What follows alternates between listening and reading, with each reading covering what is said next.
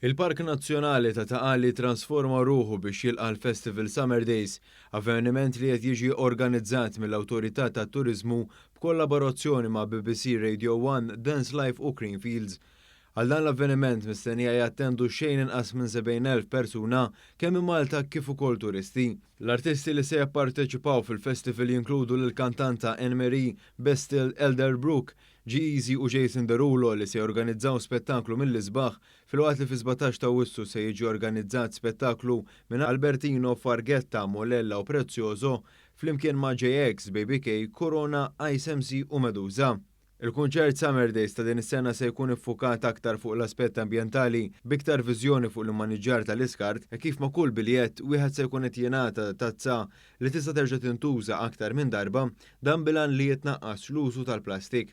Iċ-ċermen tal-Awtorità tat-Turiżmu Kevin Golija rrimarka li attivitajiet bħal dawn huma parti mill-viżjoni għat-tul li għandha l-Awtorità għas-settur turistiku biex pajjiżna jkun destinazzjoni ta' avvenimenti għal kull età u jattira turisti differenti.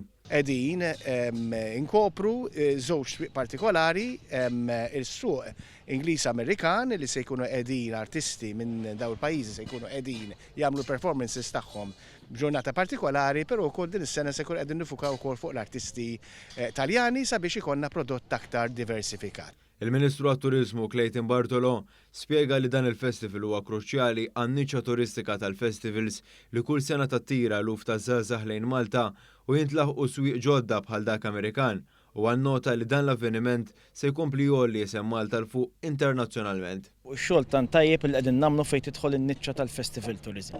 Niċċa illi qiegħda tkompli tajn fl-irkupru ta' pajjiżna tant illi l-age gap illi l-iktar li ġew nies lura f'pajjiżna ma' proprju dawk iż-żgħażagħ illi jattendu għal dawn il-festivals matul ix-xhur tas-sajf.